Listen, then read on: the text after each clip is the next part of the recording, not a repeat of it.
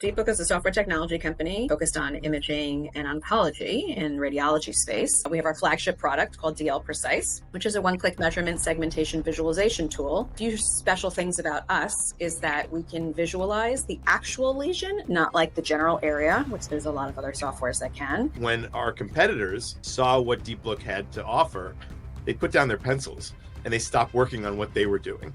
And they recognized the value that DeepLook was. They came from outside of the industry and they said, you know what, we'd rather partner with you and have a piece of the pie than compete against you, where we've been working on this for 15 years and we haven't figured it out yet. That's called back for biopsies. 2.2 million women get biopsies.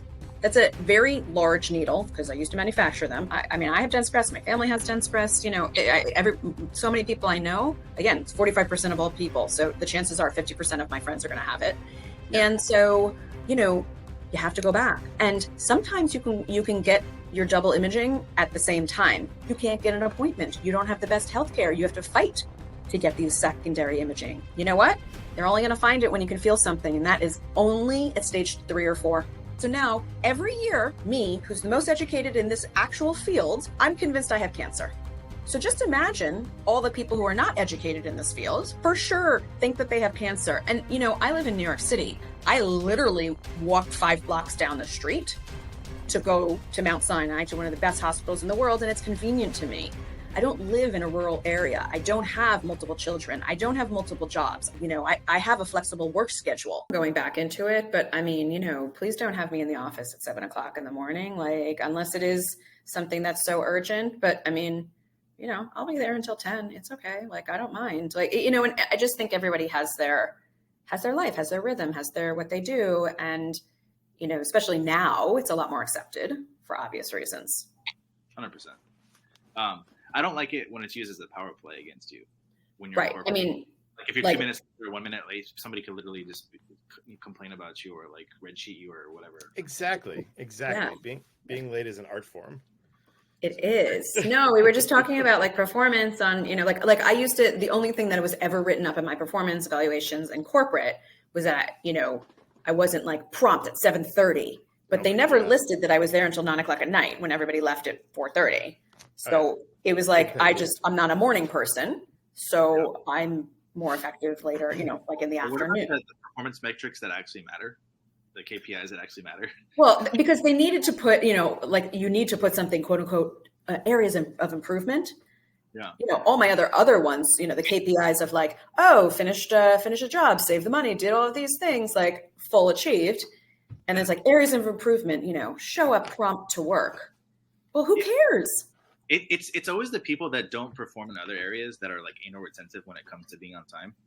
Yeah, it's the ones that are still in the same job, literally 15 years later, when I'm now the CEO of a company and they're still, you know, a manager. Amen. I love this conversation. Yeah. Well, thanks for joining. Appreciate you joining the call. Of course. And action. I believe we're talking about women's health. Absolutely. I'm actually super interested in this. I have a daughter. I'd love to learn from you, Marissa, you know, all the things that I'm going to have to experience with my daughter. But Jeff, like, obviously, why don't you just talk first about how you and Jeff met? Jeff's an investor in your company. Jeff is an investor in DeepLook, actually, before I even got there. Yeah. So where do we start? When did we meet, Marissa? I know that we had kind of like crossed paths in the past before DeepLook. And I admired her work from afar and just was generally aware of the force that is Marissa Thayer, right? Marissa is a force in and of herself and the energy that she brings to the table.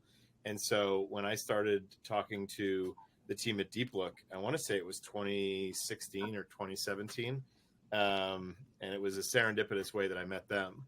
One of the first questions is, do you guys know Marissa Thayer? Do you know who she is? I think we need a Marissa Thayer.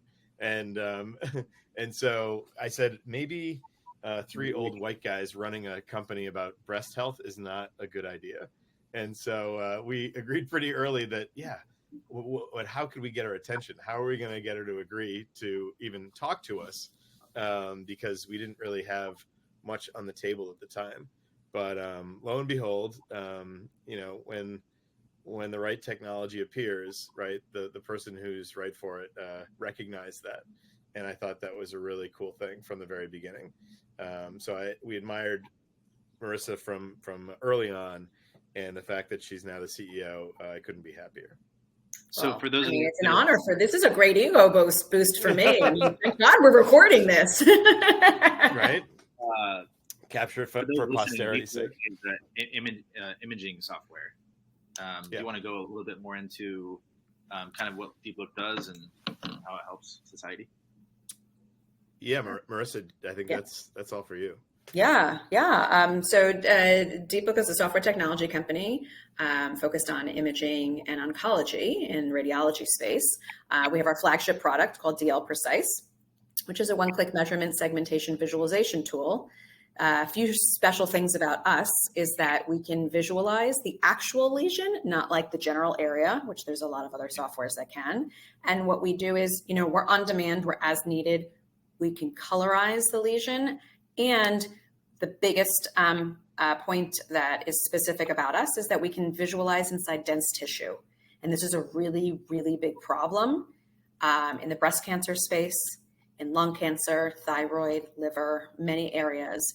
It just means that, you're looking in a white cloud and you're looking for the plane in the cloud and you can't see it.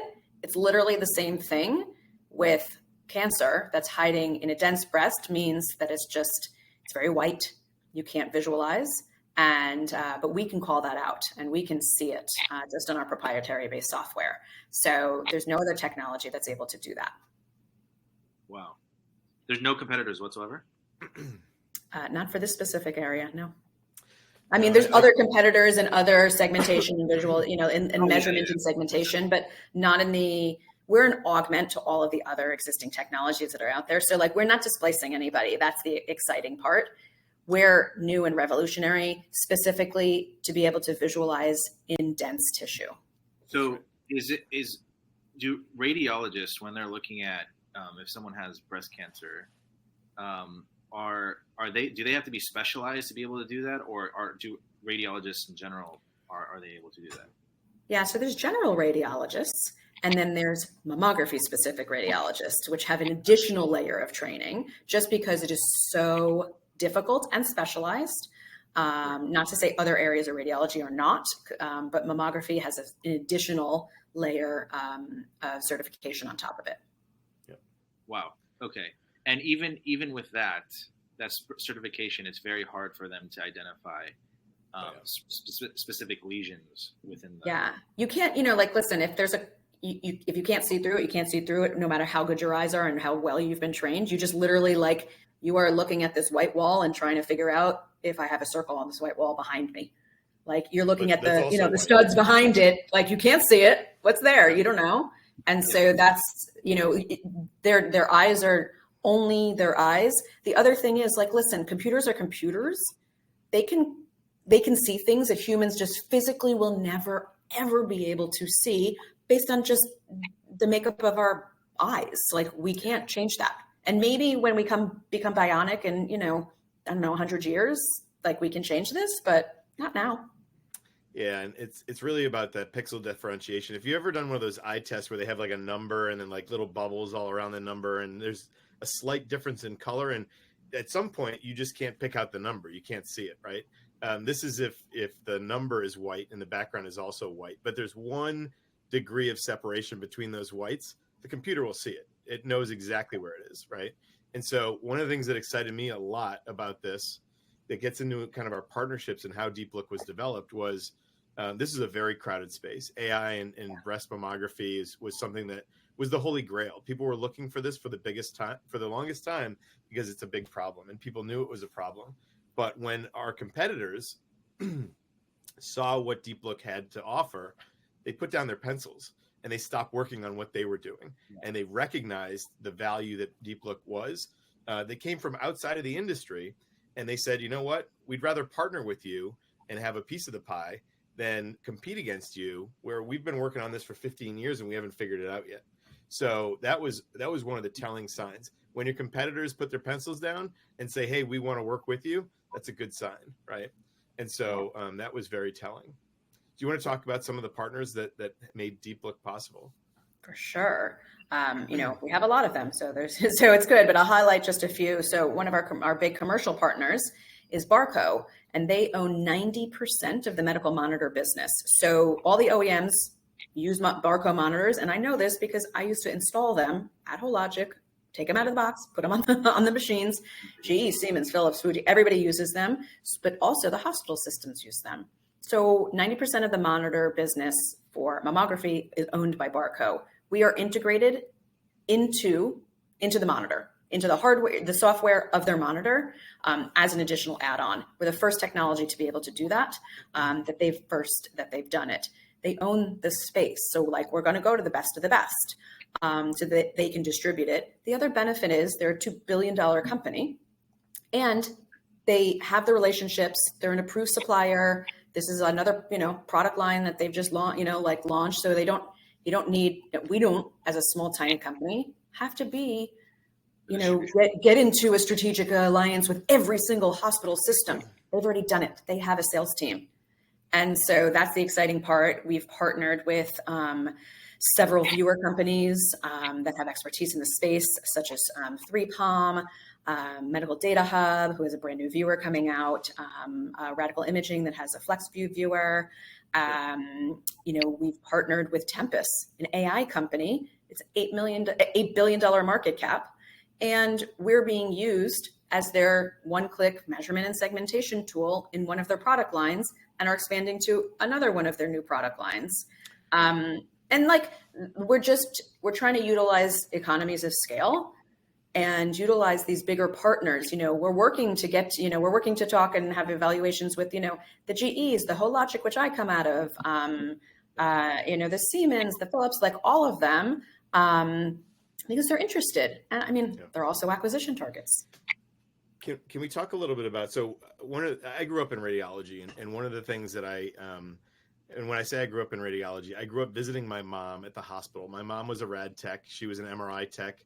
I was probably one of the first people to see an MRI machine. My first independent study I did as a kid was on MRI technology.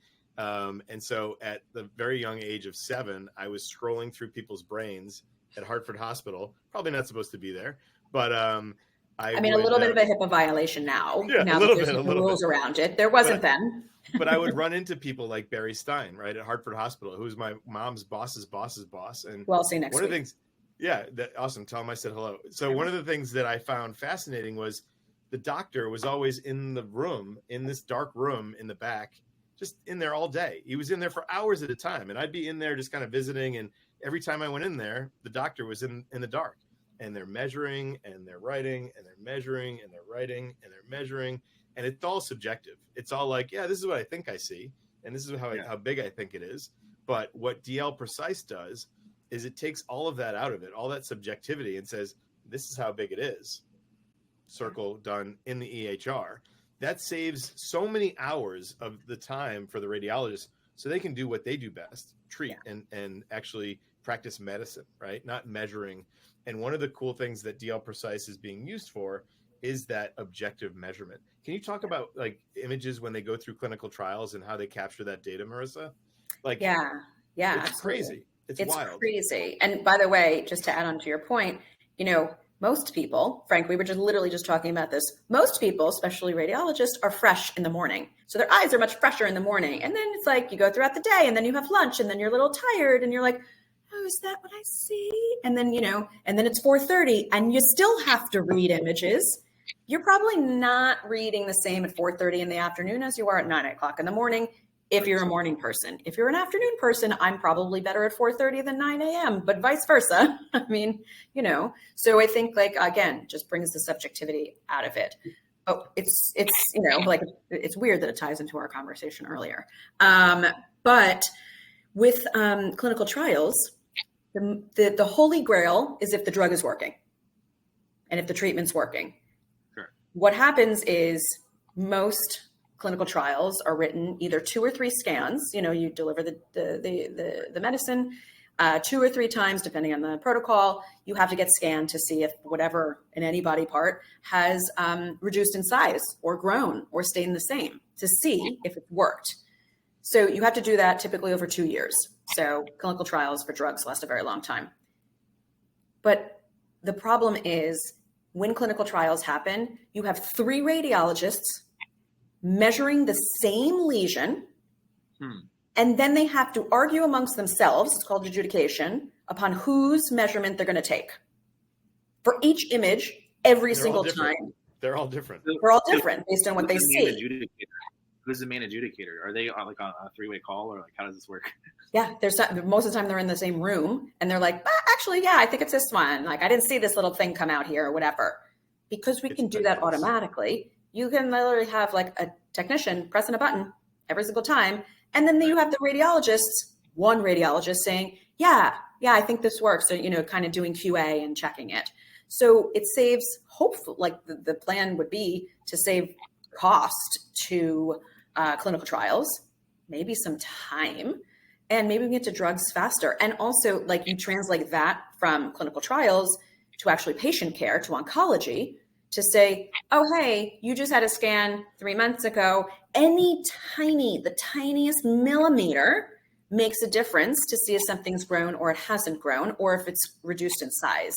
So then maybe the oncologist can say, this is not working. We're going to switch our drug faster than waiting for 6 months. Maybe you switch it in 3 months. Maybe you just save somebody's life. So you get cleaner data sets, right? We all know that, data in is what you're going to get out of it, right? So the better the data set that goes in, the cleaner the measurements, the more objective they are. We're talking about better clinical medicine, right? When it comes down to it. And they're competing. Those 3 doctors that are all doing reads on this are competing for pennies on the dollar to get the best price for who's doing the read and how fast they can do it. So this does it automatically and objectively, which for me was a no-brainer, and that's why DL Precise cruised through the FDA for clearance, right? Yeah. So, and listen, we want it to be used in the hard cases, like especially when we're talking about oncology and and reading.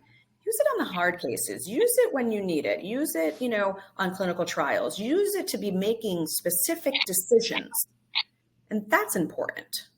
Yeah. Or when they just can't see it and they get called back. Can't see it. How many women a year get called back because they have dense breasts? How many? 2.2 million. 2.2 million callbacks. So well, actually, that's called back for biopsies. Yeah. 45%. Sorry. So let me step back. 2.2 million women get biopsies. That's a very large needle, because I used to manufacture them, jammed into a woman's breast. It's horrific. It is painful. You have a multiple week recovery from that. It's literally, it's horrible. Wow.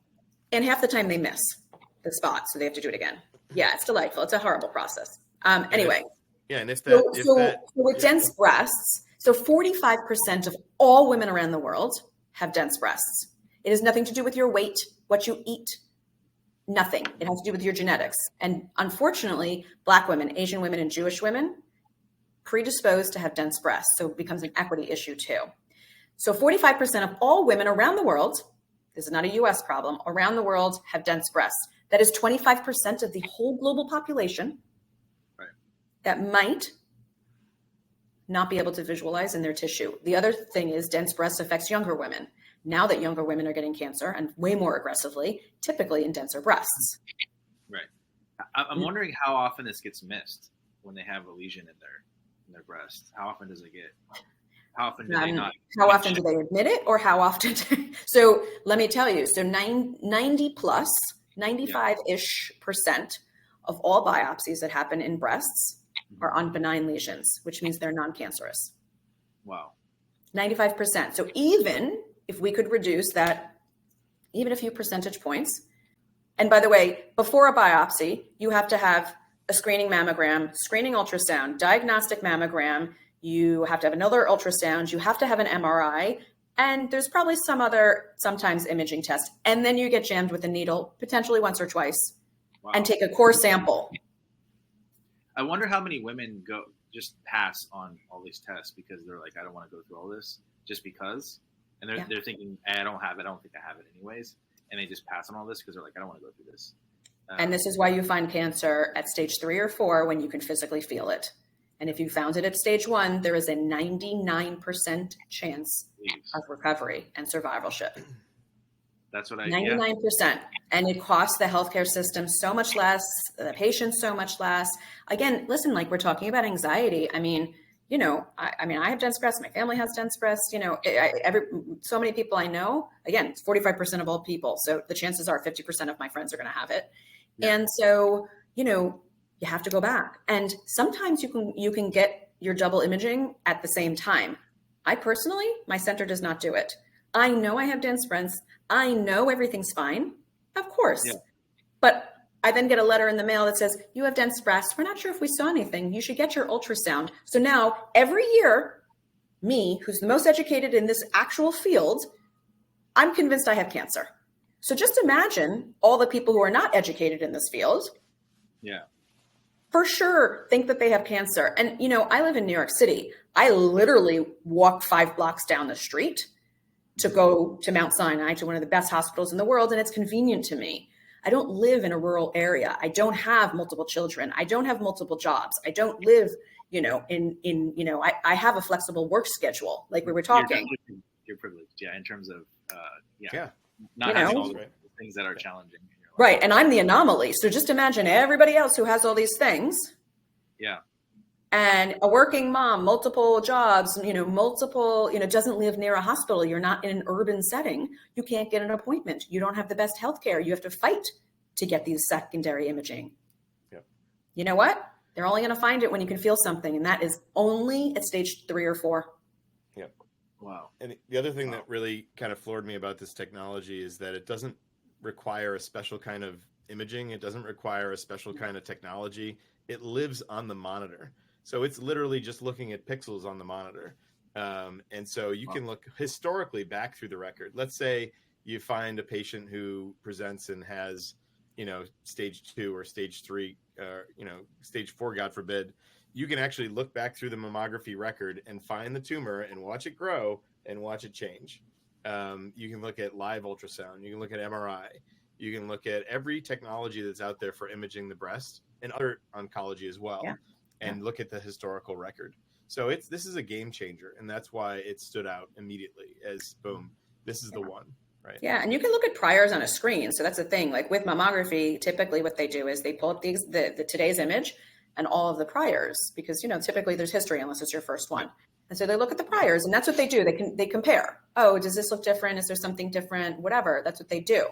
So you can have all of them up on the screen and still use the tool to say, oh, it was this, it was that. It hasn't changed, but on this one, there's a difference. Mm-hmm. Now we know something's moving and growing. And again, as Jeff said, we start in breast because it's the most complicated area. We're already optimizing our software, which is included in our FDA clearance for lung, for liver, for breast ultrasound, for thyroid. Wow. And others, like we're being used in neuro right now on a clinical trial, and I know that. We should do a part 2 on this with Sebastian and Sanjay Juneja. I don't know if you're familiar with him, but he's like a very popular TikTok star. Great. And TikTok, but also I know he's an oncologist, and I think he would love to interview you. Actually, you should get you on his Target Cancer podcast. I just got to add, Frank. Someday we're going to use this to look at your prostate too, Frank. So. No. Oh yeah, we're going to prostate. That's number 6 on the list. Yeah. Prostate. Yeah. All right. I mean, I like us to say we're a women's health company, but we will be doing prostate. We, lung for everybody. Yeah, it's good to niche down. That's how you start, companies and dominate that one area and then expand from there. So now that we understand, now that the audience understands the technology, maybe let's really quickly delve into the investment opportunity. Then I want to go into Marissa Thayer, the person, not the company itself. And then third, we'll go into preventative measures when it comes to cancer. Sure. So the investment opportunity. So can you tell us a little bit about that? And because I know myself and other people that I know are considering investment in this, but please tell us a little bit about it. Yeah, for sure. So we are raising a $5 million Series A. We just secured our lead investor, and we are moving fast to close this round. And really, the capital is going to be used for additional product development because we are obviously optimizing, as I was talking about, into other body areas and in other modalities. And we have our second product coming out, completely different augmented product, which should be released early in Q3 of this year. We have a third product right behind that that's already in development. So a lot of product development and new features, which can further aid the radiologist. We will be going after regulatory claims for decision support and European clearance, because right now we're cleared in the UK, US, and Canada. We will be in Israel and Mexico soon, and going into, other areas. So we're doing that. We want more clinical evidence, obviously continue to be generated. That's just important. And also we will be going after an acquisition. So I want to make sure there's capital in the bank to be able to do that. Sorry? With Barco, right? Well, I mean, if they would like to buy us, we will take it. But there are other opportunities that are on the table for sure. Awesome. Cool. Yeah.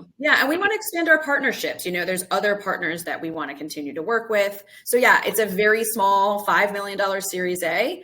We hope the acquisition is also happening relatively fast in 12 to 18 months. And, we want to grow. We want to make sure that there's stability. We want to have the right people in place, augment our teams, and continue our technology development. It's we're a scrappy startup that doesn't want to raise, we're not a traditional AI company that's raising, $800 million. We want to be scrappy and, utilize our partnerships so that we could grow and scale and be done. I love that. So I understand that this is a big industry. However, I know that you didn't originally start in this industry, like myself. Kind of what were you doing before, and why did you transition? Well, I have been in this industry for 24 years. I've been in med tech and healthcare my whole career, nowhere else. So what was you told me at one point that I was originally aerospace. I wanted to be an astronaut. Yeah. You wanted to be an astronaut. There's still time. I mean, I still do. Listen, I have my tickets. When they start letting the civilians up there, I'm out. See you later. Bye-bye. Astronauts are freaking ridiculous. You have to be a Navy SEAL and Harvard graduate and Right. Yeah. And you also had to have perfect. Yeah, right. You also had to have, I was going for aerospace engineering, so I would have fit the bill. You had to have perfect eyesight, which I didn't. And only recently have they accepted, contacts or laser surgery. And listen, and now I would never make it through the physical. I mean, now it's now I'm broken, in so many places. This is what comes with age. But yeah, I've been in med tech for 24 years, and I've been in women's health for 20 of those. And so, and I come out of the imaging space. I spent 9 years at Hologic. I developed the 3D mammography system with a very large team, rolled the first 10 off the production line, did mergers and acquisitions. I moved out of the country for them for many years, and started a consulting firm, and apparently became an engineer or became an entrepreneur. I didn't know I had it in me. Apparently that showed up somehow. And I realized later in life that was why I argued with people about this 7:30 a.m. show up time when I was working later, because I was still solving problems. And do you hate being told what to do? I do. Very much so. Yeah. Yeah. I'm also a first child. So, I mean, and I'm very type A, so that could help. Only child here. We have a lot in common. Yeah. I'm not an only child. I'm a first. So, and a girl. Well, yeah, I'm saying first and only child, there's a lot of similarities. Yeah. So it's really interesting. And then so you transitioned from the corporate to being an entrepreneur. Yeah. What was that like for you? Because obviously you were in corporate, you said 14 years, something like that. Yeah, 15 years. It was horrible. It was unintentional. Honestly, everyone said, I burnt out before it was popular to burn out, because, nobody knew what it was back then. And then everyone said, oh, you should, do consulting. They meant I should go to McKinsey and Deloitte and EY. I did not know that. I wasn't smart enough, apparently. And I started my own consulting firm, which was incredibly difficult. Yeah. I just thought, like, I have all these skills, like, who wouldn't want to hire me? And, this is what you do when you're, 35 years old. And yeah, I mean, it was hard. It was really, really hard. And you also have to change your mindset. I was a very corporate, like, I grew up in corporate. Like, I was going to be the COO of a massive organization. That was my trajectory. I had no visions of being an entrepreneur. I didn't understand what it was. I didn't know what it was. And yeah, so it wasn't easy. I hired, a coach to like help me and like understand what it meant and like even figure out pricing and, all of these things. And like, you don't know this when you're in corporate, like these conversations don't happen. And maybe they do now that there's a lot more emphasis on, almost being an entrepreneur. But I did not have a plan. For those listening that are in corporate that are thinking about being an entrepreneur, because I know a lot of people in corporate think about being an entrepreneur. Those listening, don't do it. Don't do it. Don't do it. What are the main? What are the main? Because there's a lot of things that people don't know they don't know when it comes to being an entrepreneur. Like, what are the main things that you realize? Oh wow, this is much different. This is a much different feel and process compared to being corporate. Everything. Yeah, I mean, Jeff, you've done it too, so you can chime in. I think one of the things you realize is that no matter what you're doing, right, whether you're in corporate or you're an entrepreneur or you're a CEO, everybody's got a boss, right? So you look at it like, wow, I can be my own boss, or I can start my own thing. Well, guess what? You report to a board now, and investors, and all these other individuals that are going to control where you go and what you do, or not necessarily where you go. So you do have a lot of autonomy. You have a lot of freedom. You make your own schedule, you make your own travel plans, you keep your own books, or you hire somebody to do that for you. So there's a lot to get used to of being, out on your own and hanging your own shingle. But it is. By the way, you have to make your own salary. You have to make the money to pay you. Like, that's right. Just doesn't show up in your account because you're an entrepreneur. Imagine that. That. So, so relationships are really important. As they are anywhere, but you realize really quickly that you're on your own, right? You are there, and you've got to find a way to survive. If you've got kids or a significant other, others that depend on you, it's a lot of pressure. But I think after years in corporate or in larger companies, it's a familiar kind of pressure, right? But not everybody's cut out for it. It takes a certain kind of individual that is, just doesn't have any quit in them. Because it can be extremely lonely. It can be, emotionally taxing. It causes a lot of anxiety. But if you're somebody that deals well with those kind of situations under pressure, maybe you're cut out for it. But also, if you have a fit, if you have something to bring, like there's a lot of people doing the same old thing. And if you have something special to bring, especially now, okay, then there is a fit for you. And listen, like there's not a badge of honor to be an entrepreneur. Like there's nothing, exciting. Like a lot of us just are. And some of it was circumstance, I left a company and got downsized. Like, okay, well, what am I going to do? I could have gone to consulting. I just honestly didn't think of it. And I thought like I had a great skill set. And honestly, it took a good year and a half to get a first client. Like it's very hard, and you have to figure out like how to do that. My best, if anybody's thinking about it, like figure it out while you're working in corporate and you have a salary and you have healthcare and you have a 401k, and max all those things out, by the way, because you don't have those things handed to you when you become an entrepreneur. That's hard. Yeah, I'd say one of the hardest things, of going out there is healthcare, period, is how are you going to afford healthcare? So a lot of entrepreneurs have to have a significant other who's working. So doing it as a single person or doing it as a sole, earner is really a challenge. It can get very expensive very quickly, especially if you have any healthcare issues. So, I think, even, federally, we can go a lot further to promote entrepreneurism and small businesses if we provide guidelines and safety measures for individuals who are out there hanging their own shingle.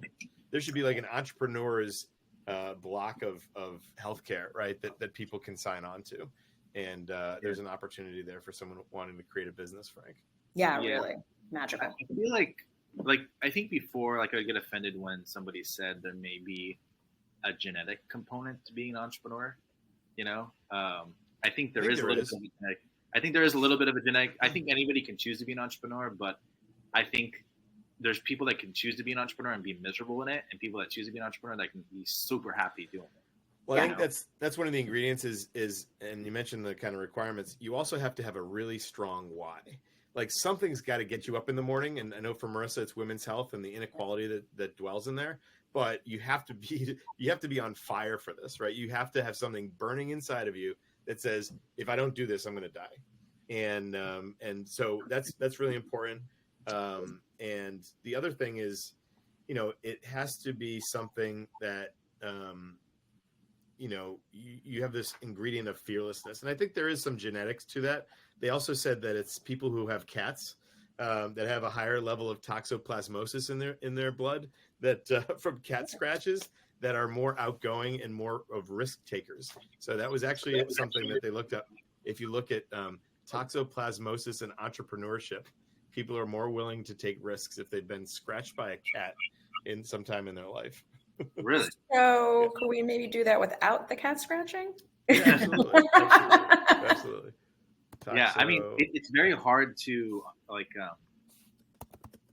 it's very hard to explain to a non-entrepreneur how to be successful as an entrepreneur.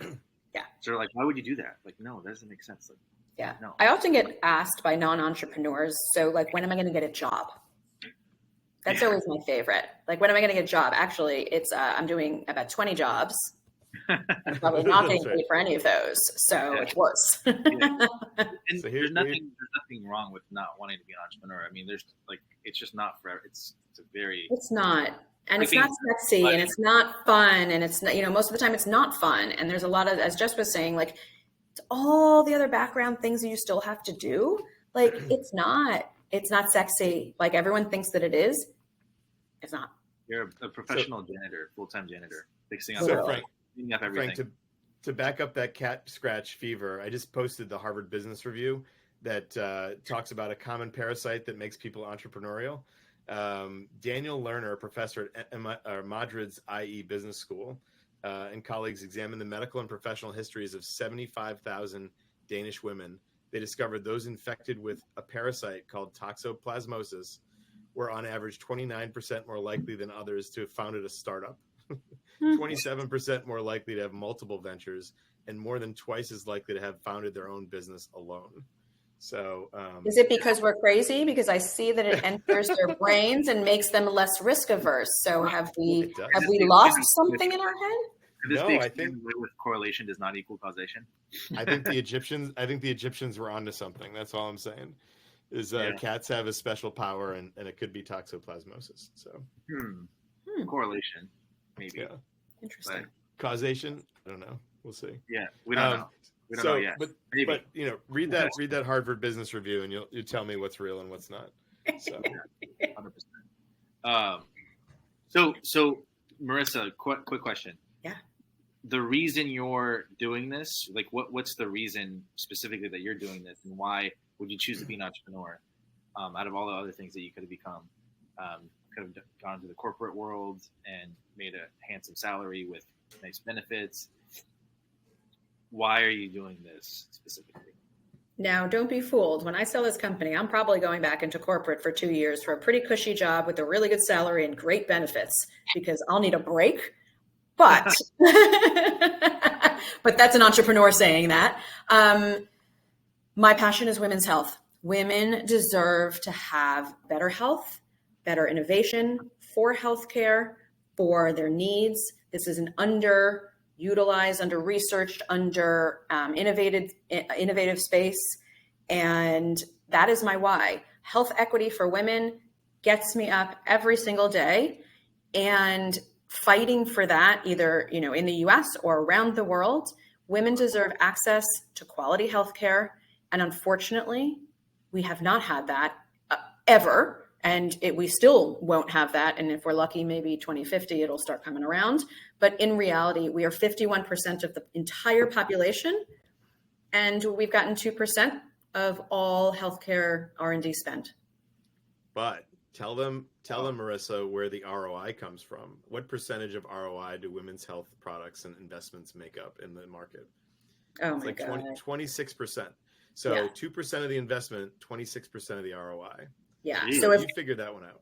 And if we invested $300 million into women's health research, the economic benefit would be $13 billion. Wow. That is such a small amounts of money to make such a large impact. So, right. And women control 85% of all healthcare decisions. So when we're talking about healthcare for women, you're also talking about healthcare for men and for their children and for their parents and for themselves. Women usually make the decisions financially and medically, right? Yes. Yes. Wow. Yeah. And especially medically. Women are the ones that are taking everybody else to the doctors and oftentimes leaving themselves last. But you know what? If everybody else finally goes to the doctor, they will take care of themselves. The other problem is, listen, like there has been a lack of innovation for women and women's health. There's nothing like we're in oncology and breast cancer, probably the most studied area. But you talk about endometriosis and PCOS and, you know, respiratory diseases and endocrinology. And hey, let's talk about menopause. Like you guys are men. And thankfully, you're not cringing over it, but most people do. And that they don't even know what it is.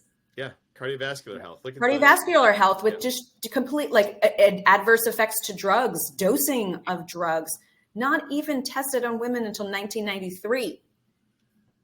Wow. Wasn't even legal until 1993. Part of the issue, because my wife, when she's come back from the OBGYN, even with a female physician, she was saying that she was having issues, and the female physician, like she just wasn't acknowledging them. Yeah. Right.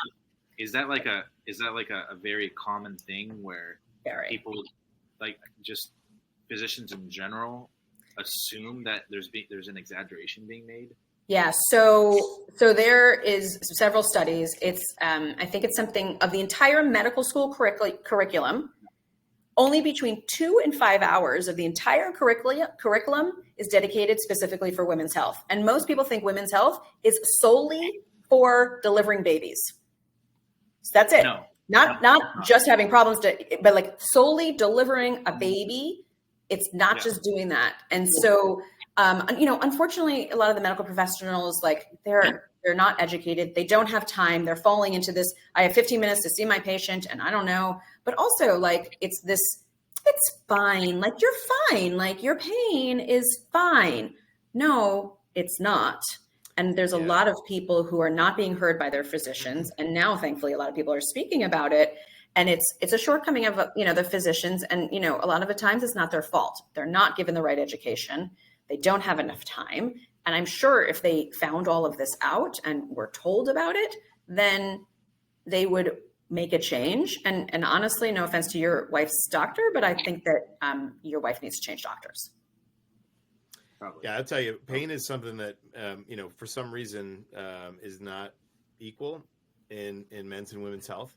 And it's also kind of stigmatized too. I lost a friend of mine lost his wife after a routine procedure. She'd gone in for a colonoscopy and just wasn't feeling well afterwards, kind of felt crampy. They'd perforated her bowel during the colonoscopy, but she didn't say anything because she didn't want to bother anybody, right? Didn't want to make it an issue. And by the time she got to the hospital, it was too late. They couldn't do anything. So, just the idea of, hey, I'm in pain. Is that normal? That women kind of just like forget about. I'm just going to deal with it. I'll deal with it myself, or I don't want to bother anybody. So it is a real problem. Can you talk a little bit, Marissa, about Her Health EQ and why you started Her Health EQ? Sure. What is Her Health EQ, actually? Her Health EQ, it's a global nonprofit focused on women's health in developing countries, and we provide medical equipment to middle-income countries focused on non-communicable diseases that affect women specifically. So cervical cancer, breast cancer, maternal health, and heart disease, and making sure that they have the equipment to either diagnose, prevent, or treat these. A lot of the times what we do is we repurpose medical equipment that's, repurposed from our very snobby hospitals after 2 years, but have a useful life of 25. So like an ultrasound machine. Nobody cares if there's a scratch on it. I can tell you at my fancy hospital, everybody cares. So they trade it in for the new model with the new colors. But you know what? A lot of the times that equipment gets thrown into the dumpster.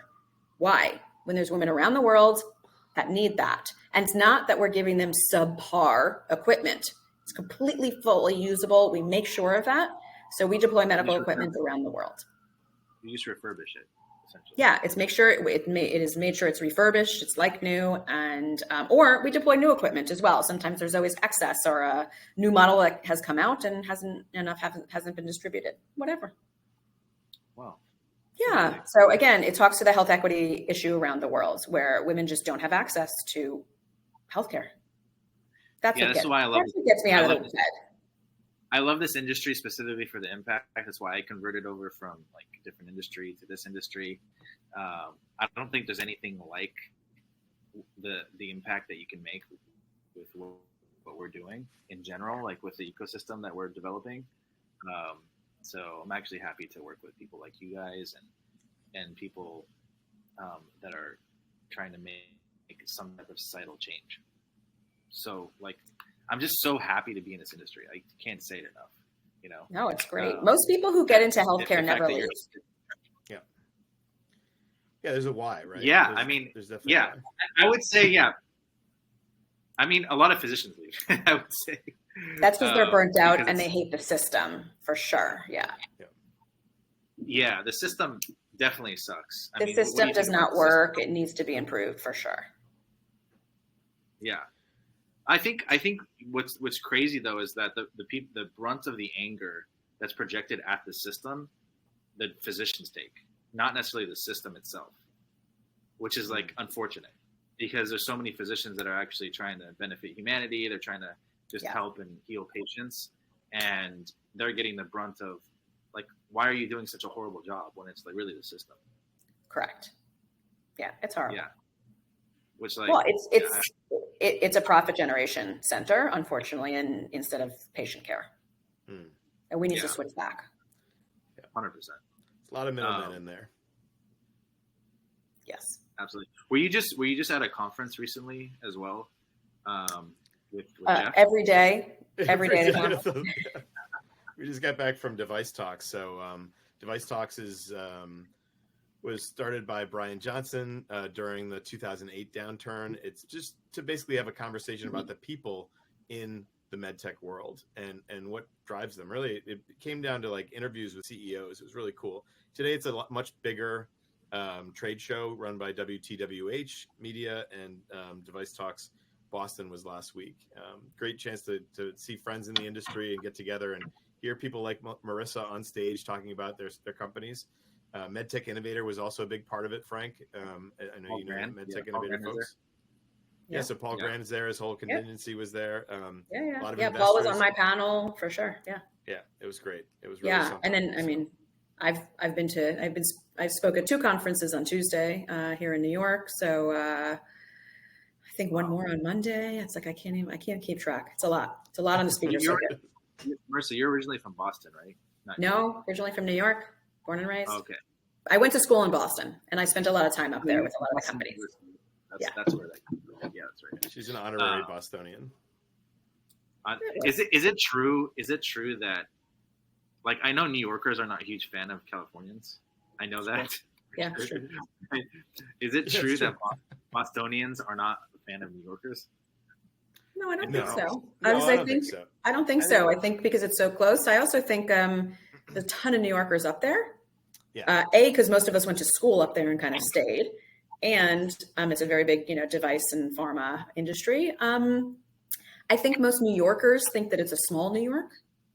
Yeah. So some people actually like it for that perspective. Most Bostonians probably don't like New York because it's too big.